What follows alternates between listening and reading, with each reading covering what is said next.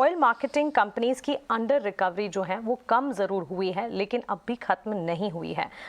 इस साल oil marketing कंपनियों से सरकार को डिविडेंड मिलने की संभावना काफी कम नजर आ रही है। सूत्रों के मुताबिक ओएमसीज ने सरकार से कहा है कि अंडर रिकवरी की दिक्कतें बनी हुई हैं, चैलेंजेस कई सारे दिख रहे हैं और ऐसे में डिविडेंड देने की स्थिति में ये कंपनियां फिलहाल नहीं है। इस एक्सक्लूसिव खबर की और ज्यादा डिटेल्स जान लेते हैं और ये डिटेल्स लेकर प्रकाश प्रियदर्शी हमारे साथ जुड़ गए हैं।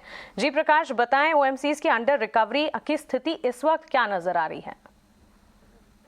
देखिए, सूत्रों के हवाले से जो जानकारी हमें मिल रही है उसके हिसाब से ऑयल मार्केटिंग कंपनीज की जो अंडर रिकवरीज हैं पेट्रोल, डीजल और एलपीजी के ऊपर, उसमें भारी कमी आई है। लेकिन उसके बावजूद कंपनियां भारी आर्थिक दबाव में हैं और सूत्र बता रहे हैं कि अगर हालात जल्दी नहीं सुधरते हैं और घाटा जारी रहता है तो इस बात की संभावना कम है कि ऑयल मार्केटिंग कंपनीज इस सरकार को डिविडेंड दें। पेट्रोलियम मंत्रालय से जुड़े जो हमारे सोर्स हैं उनका ये कहना है कि सितंबर क्वार्टर में भी इस बात की संभावना है कि ऑयल मार्केटिंग कंपनी जो हैं वो लॉस रिपोर्ट करें, क्योंकि अभी भी अंडर रिकवरीज हैं कुछ प्रोडक्ट्स के ऊपर। एग्जांपल के तौर पे अगर आप डीजल की बात करें तो जो अंडर रिकवरी है वो 40 रुपये प्रति लीटर से घटकर 18 रुपये प्रति लीटर के करीब पहुंच गई है, लेकिन अभी भी उनको घाटा हो रहा है। दूसरी तरफ पेट्रोल के ऊपर कोई अंडर रिकवरी इस वक्त नहीं है, लेकिन जो पहले घाटा हुआ है उसकी रिकवरी ऑयल मार्केटिंग कंपनीज अभी कर रही हैं।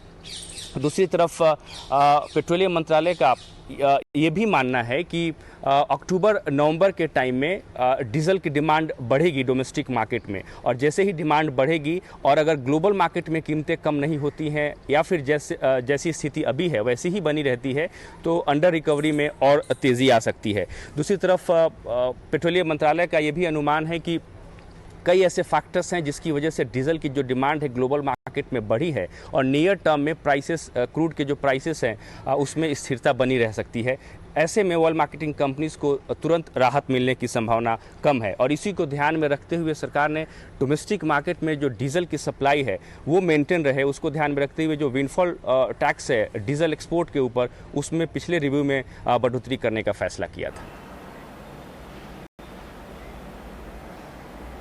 बिल्कुल, बहुत बहुत शुक्रिया प्रकाश ये अहम जानकारी देने के लिए। तो ऑयल मार्केटिंग कंपनियों पर नज़र रखिए और हर साल जो डिविडेंड देती थी कंपनी अब उसकी भी संभावना इस बार काफ़ी कम दिखाई दे रही है। अंडर रिकवरी की दिक्कतें अभी भी ऑयल मार्केटिंग कंपनियों के लिए बनी हुई हैं, इस वजह से इस तरह की दिक्कतें यहाँ पर निकल कर आ रही है। चलिए इस पर हम आगे व्यू ले लेंगे, लेकिन